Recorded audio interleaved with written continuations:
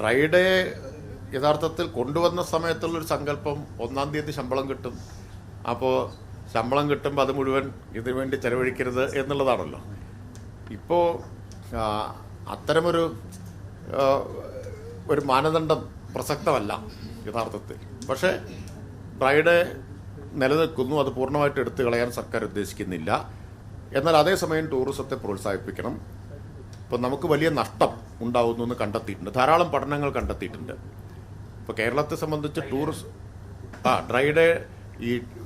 Dry ഡേയുടെ ഫലമായിട്ട് tourism മേഖലയിൽ വലിയ നഷ്ടമുണ്ടാവുന്നു എന്നത്. ഒരുപാട് ഇൻ്റർനാഷണൽ കോൺഫറൻസുകളും ഇവൻസും കേരളത്തിൽ നിന്ന് മാറി ശ്രീലങ്കയിലേക്കും മറ്റും പോകുന്നതിന് കാരണമായത് ഇവിടെ 1-ാം തീയതി ഡ്രൈ ഡേ ആണെന്നുള്ളതാണ്. അതാണ് പ്രധാനപ്പെട്ട കാര്യം. 1-ാം തീയതി ശമ്പളം കിട്ടില്ല എന്നല്ല, ശമ്പളം കയ്യിലല്ല കിട്ടുന്നത്, അതാണ് വ്യത്യാസം. 1-ാം തീയതി KSRTC വരെ ശമ്പളം കൊടുത്തു തുടങ്ങി. ഫിനാൻസ് സെക്രട്ടറി കൂടിയാണ് ഡോക്ടർ ജയതിലക്. അല്ല, ശമ്പളം KSRTC എത്രയോ കാലത്തിന് ശേഷമല്ലേ 1-ാം തീയതി ശമ്പളം കിട്ടി തുടങ്ങി. പണ്ട് ശമ്പളം കയ്യിൽ വരും, അപ്പൊ തന്നെ ഇത് ചെലവഴിച്ച് തീർക്കുന്ന കാലത്താണല്ലോ ഇത് കൊണ്ടുവരുന്നത്. അല്ല, ഞാൻ പറഞ്ഞത് ഡ്രൈ ഡേ കൊണ്ടുവന്ന അതേ സാഹചര്യം ഇന്ന് അത്രത്തോളം പ്രസക്തമല്ല എന്ന് തന്നെ പറഞ്ഞത്. മാറ്റുന്നത് നിങ്ങളെല്ലാം കൂടി വലിയ കലാപം ഉണ്ടാക്കില്ലേ? നിങ്ങൾ ഇവിടെ വന്നിരുന്ന് മാറ്റാത്ത എന്താന്ന് ചോദിക്കും, മാറ്റിക്കഴിഞ്ഞാൽ ഈ മദ്യം ഒഴുക്കുന്നു എന്ന് പറയും. പക്ഷെ 1-ാം തീയതി ഇപ്പൊ നടക്കുന്ന സംഭവം പറയുന്നത് 1-ാം തീയതി ഇപ്പൊ 1000 രൂപ മദ്യത്തിന് ബ്ലാക്കിൽ വാങ്ങാൻ വേണ്ടി 500 രൂപ കൂടി കൊടുക്കേണ്ടി വരുന്നു. അപ്പൊ കൂടുതൽ കാശ് പോകുന്നുള്ള പലരും പറയുന്നത്.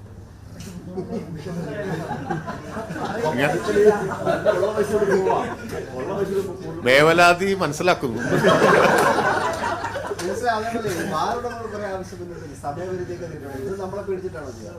ഏതാ സമയപരിധി, സമയം നീട്ടണമെന്നൊക്കെ അത് ചെയ്യാത്തത് നമ്മളെയൊക്കെ പേടിച്ചിട്ടാണ്. അല്ല, സർക്കാരിന്റെ പ്രഖ്യാപിത നിലപാട് മദ്യവർജനത്തിൽ ഊന്നി ഈ മദ്യത്തിന്റെ ഉപഭോഗം കുറച്ചു കൊണ്ടുവരിക പടിപടിയായിട്ടുള്ളതല്ലേ. അതുകൊണ്ട് സമയം നീട്ടിക്കൊടുത്താൽ ഈ ഉപഭോഗം കൂടി വരാനല്ലേ സാധ്യത. പറഞ്ഞല്ലോ, അപ്പൊ ഈ പല ഡെസ്റ്റിനേഷൻ വെഡിങ്ങുകൾ നടക്കുന്നത് ഈ 3 സ്റ്റാർ ഹോട്ടലുകൾ ഇല്ലാത്ത സ്ഥലത്താണ്. പക്ഷെ അവർക്ക് നേരം അങ്ങനെ ഒരു സൗകര്യം ലഭിക്കാതെ പോകും. തൽക്കാലം ഇപ്പൊ ഇത്ര തീരുമാനിച്ചിട്ടില്ല.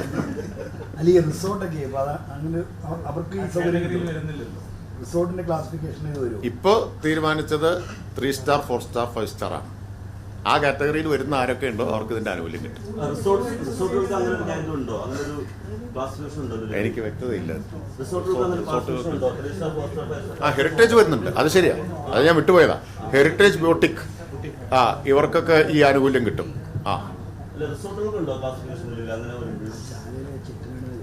റിസോർട്ടുകൾ ഹെറിറ്റേജ് റിസോർട്ടാണെങ്കിൽ കിട്ടും. കള്ളിന്റെ മൂല്യവർദ്ധിത ഉൽപ്പന്നം മാത്രമാണ് കയറ്റുമതി. കള്ള് തന്നെ ബോട്ടിൽ ചെയ്തിട്ട് കള്ളും കയറ്റുമതി ചെയ്യാം. പക്ഷെ അതിനുള്ള സാങ്കേതിക വിദ്യ കണ്ടെത്തണം. കള്ള് കേടാവാതെ ഇരിക്കാനുണ്ട്. ചിലരൊക്കെ കണ്ടെത്തിയതായിട്ട് പറയുന്നുണ്ട്. ഇപ്പോൾ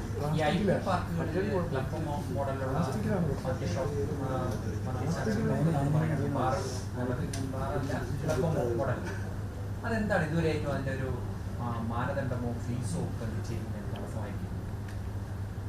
അല്ല, മാനദണ്ഡം നിശ്ചയിക്കാത്ത പ്രശ്നമില്ലല്ലോ. നമ്മൾ കഴിഞ്ഞ നയത്തിൽ തന്നെ പറഞ്ഞല്ലേ, ഫീസും കാര്യങ്ങളൊന്നും നിശ്ചയിച്ചിട്ടില്ല. അതുകൊണ്ടല്ലേ തുടങ്ങുന്നതിനുള്ള തടസ്സം. ചട്ട ഭേദഗതിയായി വന്നിട്ടില്ല.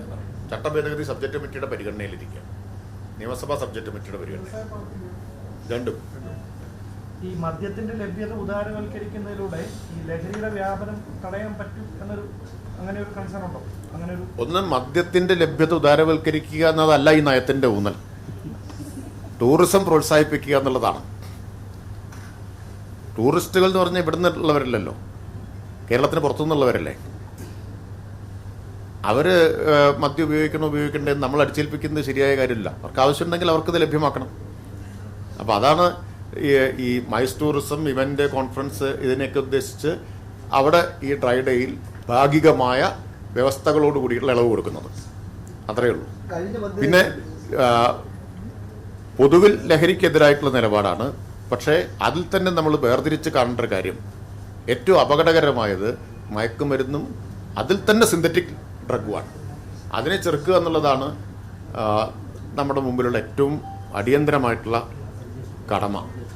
ഈ കാലഹരണപ്പെട്ട ഈ ഒരു കാര്യങ്ങൾ ഒഴിവാക്കി മദ്യനയം ഇറ്റ്സെൽഫ് ഒന്ന് ആധുനികവൽക്കരിക്കണ്ടേ? ആധുനികവൽക്കരിച്ചുകൊണ്ടിരിക്കുകയല്ലേ ഘട്ടം ഘട്ടമായിട്ട്. അതായത് ഇപ്പോൾ ഈ ഡ്രൈ ഡേ അല്ലെങ്കിൽ മറ്റ് ക്ലാസിഫിക്കേഷൻ ഇതിപ്പം ലോകത്തെല്ലാത്തിലും ഓരോ ഇത് ഉള്ളതല്ലേ?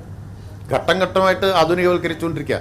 സമൂഹമാകെ ആധുനികമാവാതെ മദ്യനയം മാത്രം ആധുനികമാക്കിയിട്ട് കാര്യമില്ല.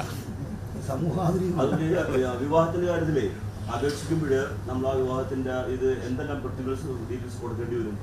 അതെല്ലാം പിന്നീട് തീരുമാനിക്കേണ്ട കാര്യമാണ്. ചെറുക്കന്റെ പെണ്ണിന്റെ പേരും അങ്ങനെ അഡ്രസ്സും അങ്ങനെ എല്ലാം തട്ടിപ്പ് നടത്താൻ ആളുകൾ. അല്ല, അതൊന്നും നയത്തിൽ വരുന്ന കാര്യങ്ങളല്ല. നയത്തിൽ ഒരു നയമല്ലേ നമ്മൾ പറയണത് ഇതിന് കൊടുക്കും എന്ന്. ബാക്കി എന്തൊക്കെ വിശദാംശം വേണമെന്നുള്ളത് പിന്നീട് ആലോചിക്കാം. മിനിസ്റ്റർ കഴിഞ്ഞ മദ്യനയത്തിൽ എത്രയും പെട്ടെന്ന് ഇംപ്ലിമെന്റ് ചെയ്യും. മിനിസ്റ്റർ കഴിഞ്ഞ മദ്യനയത്തിൽ പ്രഖ്യാപിച്ചത് ഈ ജവാൻ ഗേറ്റ് അയക്കാൻ വേണ്ടി ഒരു തീരുമാനം. അതെന്തിനാ സംഭവിച്ചത്? അതങ്ങനെ ജവാൻ കയറ്റി അയക്കാൻ തീരുമാനിച്ചതായിട്ട് എനിക്കറിയില്ല. ജവാൻ ഉൽപാദനം വർദ്ധിപ്പിക്കാനുള്ള നടപടികളായി. ഇപ്പോൾ തിരുവല്ലയിൽ ജവാന്റെ ഉൽപാദനം വർദ്ധിപ്പിച്ചിട്ടുണ്ട്. മദ്യക്കയറ്റുമതിയാണ് പറഞ്ഞത്. അതായത് നമ്മൾ നയത്തിൽ പറഞ്ഞത് മദ്യത്തിന്റെ കയറ്റുമതി പ്രോത്സാഹിപ്പിക്കുന്ന ജവാനെന്ന് പ്രത്യേകം പറഞ്ഞു. കേൾക്കൂ, ജവാൻ എന്ന് പ്രത്യേകം പറഞ്ഞിട്ടില്ല. ജവാന്റെ ഉൽപാദനം വർദ്ധിപ്പിച്ചിട്ടുണ്ട്. ഇവിടെ നമ്മുടെ ട്രാവൻകൂർ ഷുഗേഴ്സിൽ ഉൽപാദനം വർദ്ധിപ്പിച്ചു. നമ്മുടെ മലബാർ ഡിസ്റ്റിലറിയുടെ ഇപ്പോൾ ടെക്നിക്കൽ സാങ്ഷൻ ആയി കഴിഞ്ഞു. അത് നിലവിൽ വരുന്നതോടുകൂടി ജവാന്റെ ഉൽപാദനം വർദ്ധിക്കും. ജവാൻ മാത്രമല്ല മലബാർ ഡിസ്റ്റിലറീസിൽ ഉണ്ടാക്കുന്നത്, പക്ഷെ അതും ഉണ്ടാവും. പിന്നെ അതിന് പുറമെ മദ്യം കയറ്റുമതി ചെയ്യുക. കാരണം ഇതിനൊരു ഇൻഡസ്ട്രി ആയിട്ടാണ്, ബിസിനസ് ആയിട്ടാണ് ഗവൺമെന്റ് കാണുന്നത്. അതുകൊണ്ടാണ് ഇപ്പോൾ എത്തനോൾ പ്ലാന്റും ഡിസ്റ്റിലറി അനുവദിക്കാൻ തീരുമാനിച്ചത്. പാലക്കാട്ട് ഒരപേക്ഷ വന്നു. ആ അപേക്ഷ പരിശോധിച്ച് അതിന് അനുമതി കൊടുത്തത്. അത് അന്ന് മുതലല്ല, അതിനു മുമ്പുള്ള നയം മുതൽ ആവർത്തിച്ച് പറയുന്ന കാര്യമാണ്. കേരളത്തെ സംബന്ധിച്ച് ഇപ്പോൾ കഴിഞ്ഞ വർഷം മാത്രം വന്നത് 30 കോടി സ്പിരിറ്റാണ്, എക്സ്ട്രാ ന്യൂട്രൽ ആൽക്കഹോളാണ് ഇവിടെ മദ്യം ഉൽപ്പാദിപ്പിക്കാൻ വേണ്ടി മാത്രം വന്നത്. അതിന് പുറമെ 9 കോടി 30 കോടിയാണ് മറ്റേ എത്തനോൾ വന്നത്, എത്തനോൾ ബ്ലെൻഡിങ്ങിന് വേണ്ടിയിട്ട് വന്നത്. അപ്പോൾ ഇത്രയും വലിയ സാധ്യത കേരളത്തിൻ്റെ മുമ്പിലുണ്ട്. ഒരു തുള്ളി ഇവിടെ ഉൽപ്പാദിപ്പിക്കുന്നില്ല, മുഴുവൻ അയൽ സംസ്ഥാനങ്ങളിൽ നിന്ന് വരികയാണ്. ഒരു ഇൻഡസ്ട്രി എന്ന നിലയിൽ, ബിസിനസ് എന്ന നിലയിൽ ഈ സാധ്യത ഉപയോഗിക്കണം. അത് ഞാൻ കഴിഞ്ഞ തവണ പത്രസമ്മേളനത്തിലൊക്കെ ഈ വിവാദം വന്നപ്പോൾ പറഞ്ഞതല്ലേ, കഴിഞ്ഞ നയങ്ങളിലൊക്കെ പറഞ്ഞിട്ടുള്ളതാണ്. അത് തന്നെയാണ് ഇതിൻ്റെ ഉദ്ദേശം. കയറ്റുമതി തന്നെയാണ് ലക്ഷ്യം വെക്കുന്നത്. ഈ മദ്യനയത്തിൽ ബ്രൂവറിയെ കുറിച്ച് പറയുന്നത് എന്താണ്? പഴയ മദ്യത്തിന്റെ തുടർച്ച. അതായത് കഴിഞ്ഞ നയത്തിൽ പറഞ്ഞ എല്ലാ കാര്യങ്ങളും ഇതിൽ തുടരും. അതായത് ഇനി വരുന്ന അതെ. ലൈസൻസ് നമുക്ക് അതെ അതെ. ഈ പുതിയ മദ്യശാലകൾക്ക് അനുമതിക്ക് അപേക്ഷ വന്നില്ല. പുതിയ മദ്യശാലയ്ക്ക് ആരെങ്കിലും അനുമതിക്ക് അപേക്ഷ? ഡിസ്റ്റിലറികൾക്കോ? ഡിസ്റ്റിലറി. ഇല്ല, വന്നത് ഒന്ന് നമ്മുടെ മുമ്പിൽ വന്നത് അത് മാത്രമാണ്. ബാക്കി എൻ്റെ മുമ്പിൽ വന്നിട്ടില്ല. വിദേശ ഈ ബാറുകൾക്കുള്ള കള്ള് ഷാപ്പുകളുടെ ഒരു ആവശ്യമാണല്ലോ, 400 മീറ്റർ വയ്ക്കണോ? അപ്പൊ അത് മറ്റേ 5 സ്റ്റാറിന് 50 മീറ്റർ, മറ്റേ 200 മീറ്റർ. പക്ഷെ ഇത് 400 മീറ്റർ ആണല്ലോ. അതങ്ങനെ പേര് കുറവല്ലേ? അപ്പൊ അത് അവരാവശ്യപ്പെടുന്നതാണല്ലോ. നേരത്തെ പറഞ്ഞതാണ് അതിനുള്ള മറുപടി. നമുക്ക് ഒറ്റയടിക്ക് ഉദാരവും ആധുനികവും ആവാൻ പറ്റില്ല.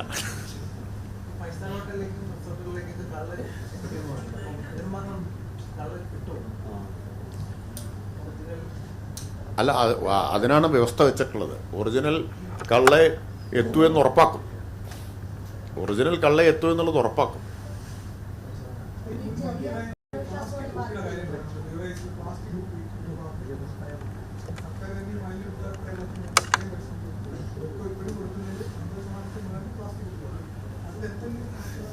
ബിവറേജസിന്റെ CMD ഇവിടെ ഉണ്ട്. ഞങ്ങൾ ഈ കാര്യം പലതവണ ചർച്ച ചെയ്തിട്ടുള്ളതാണ്. ഇതിലെ പ്രശ്നം ഈ ഗ്ലാസ് ആവുമ്പോൾ, ചില്ലുകുപ്പി ആവുമ്പോഴുള്ള പ്രശ്നം വലിയ തോതിൽ നഷ്ടം വരുന്നത് പൊട്ടിയിട്ടെന്നുള്ളതാണ്. വലിയ നഷ്ടം വരുന്നു എന്നുള്ളതാണ്. അപ്പം അതുകൊണ്ടാണ് പ്ലാസ്റ്റിക്കിലേക്ക് മാറ്റിയത്.